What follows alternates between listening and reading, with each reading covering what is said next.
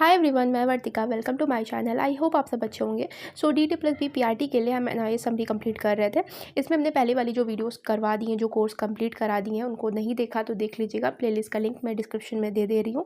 और जिनको भी तैयारी करनी है तो वैकेंसी आने का वेट ना करें, पहले से ही तैयारी करेंगे तो काफ़ी अच्छा रहेगा। तो पहले वाली वीडियोज़ ज़रूर देख लीजिएगा, ठीक है। तो हम यहाँ भी कर रहे थे 508 कोर्स है और यूनिट 7 है।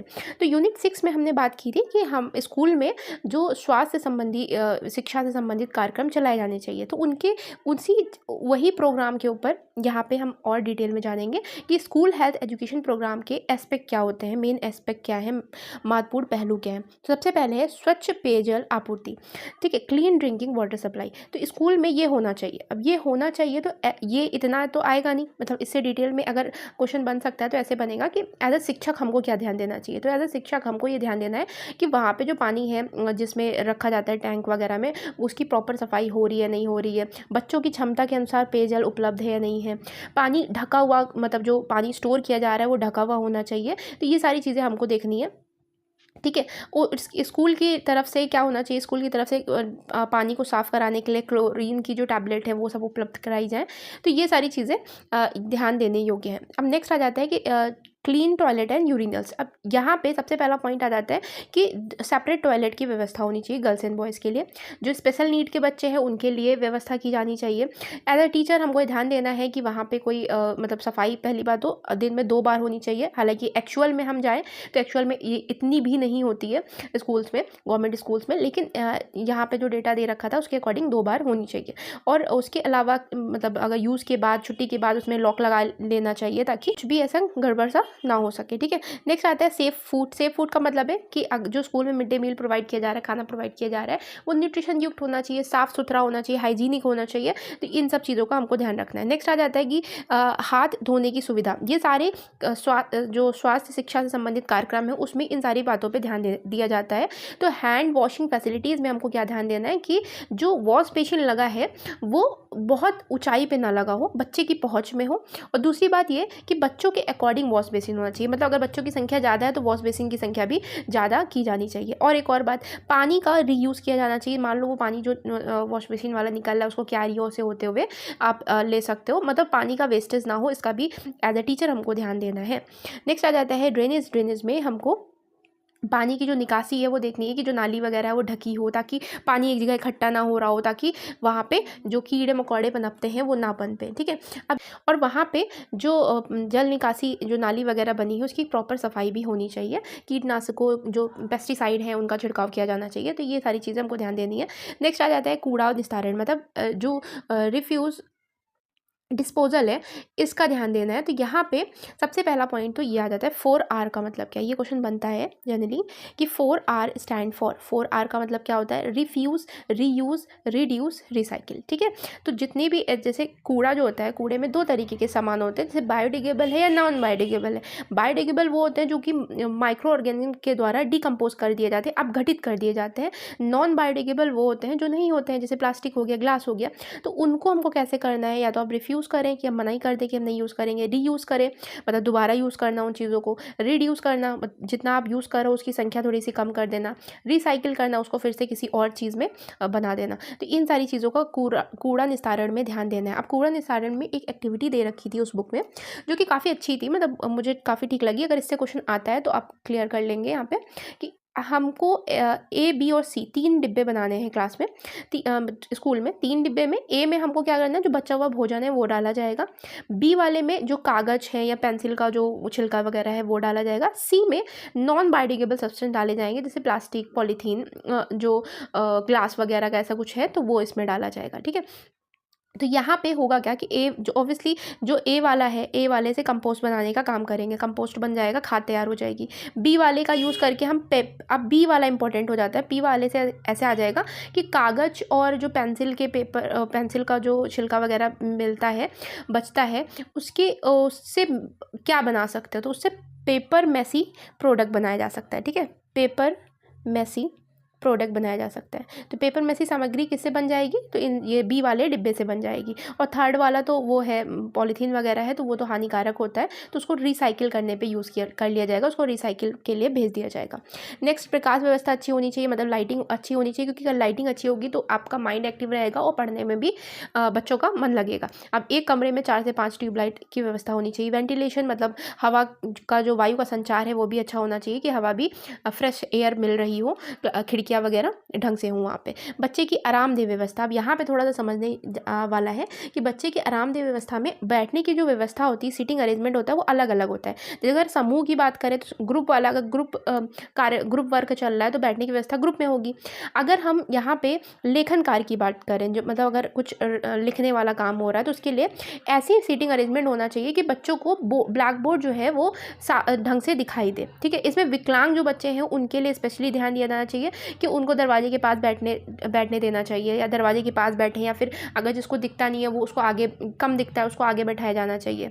ठीक है, ऊंचा सुनाई पड़ता है तो उसको आगे बैठाए, कि टीचर के संपर्क में रहे। तो ये सारी बातें हम लोग पहले वाली यूनिट्स में कर चुके हैं कि अरेंजमेंट को लेकर के, तो यहाँ पे इसका ध्यान देना है। अगर कोई परफॉर्मिंग आर्ट हो रही है, परफॉर्मिंग आर्ट का मतलब है निष्पादन कला, अगर ये हो रही है तो बच्चों के पास पर्याप्त स्थान होना चाहिए कि वो ढंग से वहाँ पे अपने आर्ट को बना सके। ठीक है, और अगर कोई बच्चा ऐसे समस्या पैदा करने वाला है तो उसके ऊपर टीचर को खासकर उसके पास बैठना चाहिए, उनकी एक्टिविटीज़ को मॉनिटर करना चाहिए।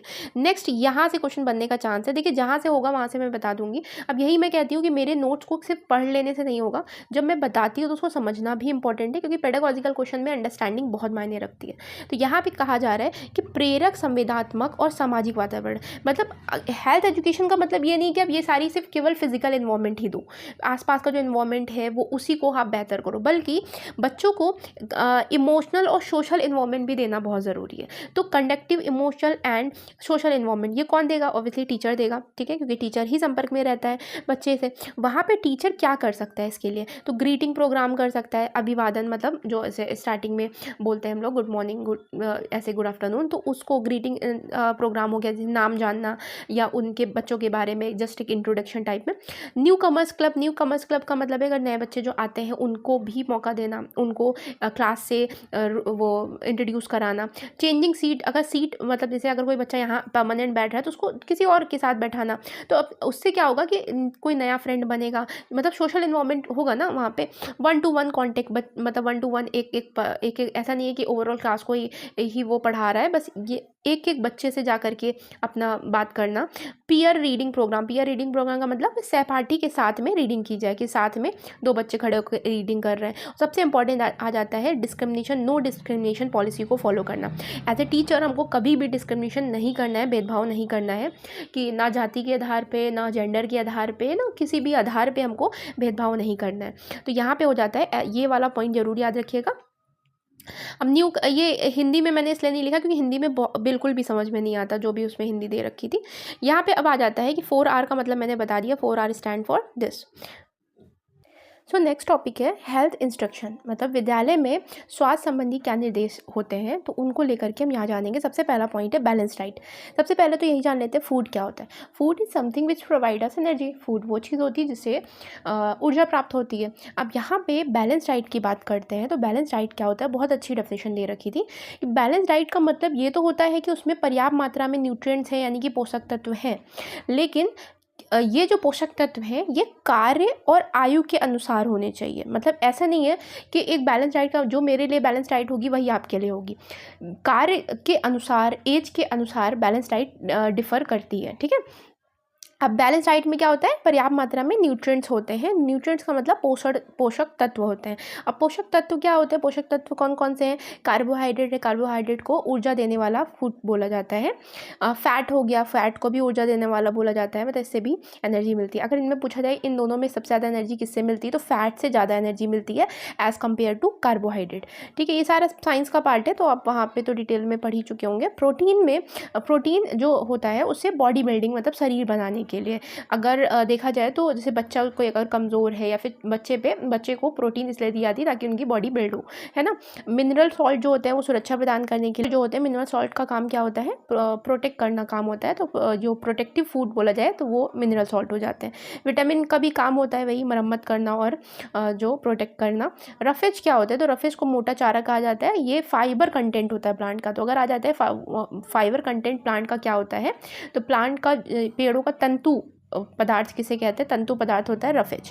अब ये किस में हेल्प करता है, ये डाइजेशन में हेल्प करता है, ठीक है। इसका काम होता है डाइजेशन में हेल्प करना। वाटर का काम भी यही होता है, डाइजेशन में हेल्प करना, पाचन क्रिया में हेल्प करना। तो अब यहाँ पे बात करते हैं आहार को प्रभावित करने वाले कारक कौन से होते हैं, मतलब फूड को अफेक्ट करने वाले कौन से फैक्टर हैं, कौन कौन से फैक्टर अफेक्ट करते हैं। तो सबसे पहला आ जाता है एज, जेंडर और शरीर का आकार, बॉडी साइज, ठीक है। तो ये अफेक्ट करता है, मतलब एज के अकॉर्डिंग, सेक्स के अकॉर्डिंग एंड बॉडी साइज़ के अकॉर्डिंग खाना दिया जाना चाहिए, जैसा कि मैंने अभी बताया भी था। खाने की आदतें जो होती हैं, सामाजिक रीतियाँ, कुछ सोशल कस्टम भी होते हैं, वो भी फूड को अफेक्ट करते हैं। क्लाइमेट फैक्टर भी होते हैं, जैसे अगर क्लाइमेट अलग अलग जगह का अलग अलग है तो उसके अकॉर्डिंग वहाँ का खाना रहता है। स्वास्थ्य की स्थिति या वृद्धि, जो हेल्थ स्टेटस है उसके अकॉर्डिंग भी लोग खाना लेते हैं, तो ये पॉइंट हो जाता है। एंड लास्ट वन इज़ मनोवैज्ञानिक कारक भी होते हैं जो कि फूड को अफेक्ट करते हैं। सो फूड को अफेक्ट करने वाले कौन से फैक्टर होते हैं, age, sex and body size हो गया, जो हैबिट होती है, हैबिट या सोशल कस्टम्स हो जाते हैं, क्लाइमेट फैक्टर हो जाते हैं और हेल्थ स्टेटस हो जाता है। And the last one is psychological factor, मनोवैज्ञानिक कारक भी अफेक्ट करते हैं। हम यहाँ बात करेंगे डिसीज़ की। तो डिसीज़ क्या होता है, वही जिसमें शरीर को हानि हो रही हो। अब ये दो टाइप की होती है, communicable disease and non communicable disease, यानी कि संक्रामक बीमारी और असंक्रामक बीमारी। अगर हम यहाँ पे बात करें संक्रामक बीमारी की, तो इसको मैंने लिखना इसलिए नहीं सही समझा क्योंकि हम लोग साइंस वाले में ये चीज़ पढ़ते ही हैं। संक्रामक बीमारी वो होती है जो कि पर्सन टू पर्सन स्प्रेड होती है। अच्छा, अगर स्प्रेड की बात हुई है तो जो बीमारी है एक जगह से दूसरी जगह कैसे पहुंचती है, मतलब एक पर्सन से दूसरे पर्सन कैसे जाती है, तो फूड एंड वाटर के थ्रू जाती है। बीमारी कैसे ट्रांसफ़र होती है, तो फूड एंड वाटर के थ्रू होती है। एयर कॉन्टेक्ट हो जाएगा, ठीक है, ये या इंसेक्ट के द्वारा हो जाएगा। तो ये कुछ माध्यम होते हैं जिनके द्वारा बीमारी जाती है, या पर्सन टू पर्सन भी जा सकती है। यहाँ पे कम्युनिकेबल डिसीज जो होती है वो पर्सन टू पर्सन ट्रांसफ़र होती है, लेकिन नॉन कम्युनिकेबल डिसीजेज वो होती हैं जो कि एक पर्सन से दूसरे पर्सन पे नहीं जा सकती, जैसे कि डायबिटीज़ बात करें, हार्ट अटैक हो गया, ब्लड प्रेशर हो गया, ये नॉन कम्युनिकेबल डिसीज़ होती है, मतलब असंक्रामक बीमारी होती है। इससे पहले हम कुछ थोड़ा सा पॉइंट डाल लेते हैं, जैसे जो कम्युनिकेबल डिसीज़ है इनमें से आपको दो डिसीजेस का याद रखना है। एक जो वो है वूपिंग कफ, ठीक है, वूपिंग कफ का हिंदी में बोलते हैं कुकुर खांसी, ठीक है। कुकुर खांसी जो होती है वूपिंग कफ, इसके लिए कौन सा टीका लगता है, वैक्सीनेशन लगता है, तो डीपीटी का वैक्सीनेशन लगता है, ठीक है। डीपीटी का वैक्सीनेशन होता है वूपिंग कफ से, जिसको कुकुर खांसी बोलते हैं। कुकुर खांसी में कौन सा लगता है, डीपीटी का टीका लगता है। और उसके अलावा ट्यूबरक्लोसिस जो टीबी है, टीबी भी एक कम्युनिकेबल डिसीज़ है, इसके लिए बीसीजी का टीका होता है, बीसीजी वैक्सीनेशन होता है। ये दो याद रखिएगा, ये बुक में थे लेकिन मतलब मैंने लिखा नहीं क्योंकि साइंस का पार्ट है इसीलिए। अब नेक्स्ट मैंने बता दिया है, इसको ध्यान रखेंगे ये इन दोनों को, ठीक है। उसके अलावा जो भी कम्युनिकेबल डिसीज़ है उनके नाम याद कर सकते हो आप। पोस्चर, आसन की बात करते हैं। आसन क्या होता है, तो आसन में जैसे हमको क्लास में क्या क्या, अब ये बात हो रही थी हेल्थ इंस्ट्रक्शन की, तो सबसे पहले हमने क्या जाना था कि क्लास जो फूड देना है वो कैसा देना है। उसके अलावा डिसीज़ क्या होती है, तो डिसीज़ से बचाने के उपाय हमको करने चाहिए कि पानी इकट्ठा ना हो, और ऐसे करके जितनी भी हम सावधानियाँ बरतते हैं, वो पानी उबला हुआ, ये सारी चीज़ों पर ध्यान देना चाहिए, बच्चों को अवेयर कराना चाहिए। थर्ड वन आ जाता है आसन, बच्चों को आसन से अवगत कराना चाहिए। अब आसन क्या होता है, यह इंटेंशनली और हैबिचुअली की हुई स्थिति होती है, मतलब किसी या तो हैबिट में होता है या तो इंटेंशन से कर रहे होते हैं। शरीर की आकृतियों का एक शब्द है पोस्चर, मतलब जो शरीर में आकृतियां बनती हैं इन्हीं को ही पोस्चर या आसन कहा जाता है। अर्थ क्या होता है इसका, जो पोस्चर आसन का जो अर्थ है व्यक्ति से व्यक्ति में बदलता है, मतलब पर्सन टू पर्सन यूनिक होता है, पर्सन टू पर्सन वैरी करता है। ऐसा नहीं है कि मतलब जो आसन मेरे लिए फिट है, मेरे लिए कंफर्टेबल है, वही आसन आपके लिए भी हो। ऐसा हो सकता है कि हर एक पर्सन में अपनी अपनी कुछ ना कुछ प्रॉपर्टीज़ होती हैं, कुछ ना कुछ कैरेक्टर होते हैं, उसके अकॉर्डिंग आसन भी चेंज हो सकता है। हो भी सकता है कि सेम हम लोग यूज़ कर सकते हैं, सेम पोस्चर यूज़ कर सकते हैं, लेकिन ऐसा भी होता है, मान लीजिए कि कोई बीमार व्यक्ति है, किसी को रीढ़ की हड्डी में प्रॉब्लम है, तो उसके लिए वो आसन ठीक नहीं होगा जो मैं करती हूँ। तो इसीलिए आसन क्या होता है, जो पर्सन टू पर्सन वेरी करता है, पर्सन से पर्सन में बदलता है। अच्छा आसन क्या होता है, एक अच्छा आसन वो होता है जो शरीर में बैलेंस बना के रखता है, शरीर को संतुलन प्रोवाइड करता है और उसके साथ में स्ट्रेस को भी कम करता है। ठीक है, अब यहाँ पे मूल आसन कौन से होते हैं, जो मेन पोस्चर पूछे जाए कौन से होते हैं, तो स्टैंडिंग, सिटिंग एंड लाइंग। इसको इंग्लिश में बोला या हिंदी में लिखा हुआ है, खड़ा होना, बैठना और लेटना। ये 3 आसन मेन आसन है। उसके अलावा हमें ये ध्यान रखना है कि अगर बच्चों के कुछ प्रॉब्लम है, जैसे मान लीजिए किसी की नी जॉइंट होता है, जैसे नी जॉइंट होना प्रॉब्लम होती है, घुटने मिल जाना, तो उसके लिए क्या कर सकते हैं, सोते वक्त बीच में तकिया यूज़ करना। तो ऐसे करके आप कुछ प्रिकॉशंस बता सकते हो बच्चों को इस तरीके से। नेक्स्ट पॉइंट आ जाता है स्वस्थ आदतें। बच्चों में स्वस्थ आदतें डेवलप होनी चाहिए। आदत क्या होती है, एक ही कार्य एक ही तरीके से जब बार बार किया जाता है तो एक व्यवहार हो जाता है। ठीक है, एक अर्जित व्यवहार को आदत के रूप में जाना जाता है जब एक ही कार्य बार बार किया जाता है। अब आदतें 2 तरीके की होती हैं, एक स्वस्थ आदत हो जाएगी, एक अस्वस्थ आदत हो जाएगी, मतलब गुड हैबिट और bad habit. Obviously good habit को ही हमको आगे प्रमोट करना है, बच्चों को बताना है, तो गुड हैबिट में डिसिप्लिन हो जाता है। तो इन सारी बातों का ध्यान रखना है कि वो मतलब स्वस्थ रहें, और उसके अलावा जो भी चीज़ें हैं हेल्थ से रिलेटेड है उनसे हम अवगत कराएं।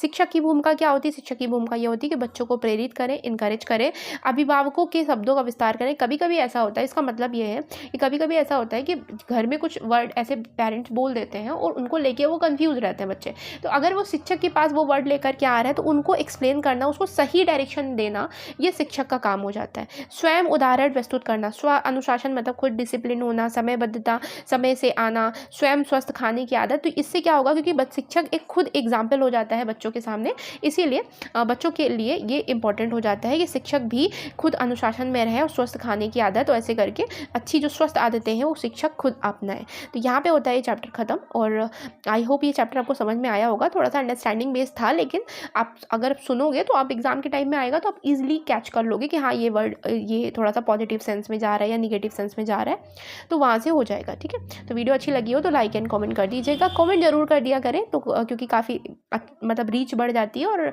मेहनत करती हो तो मुझे भी अच्छा लगता है। So thank you.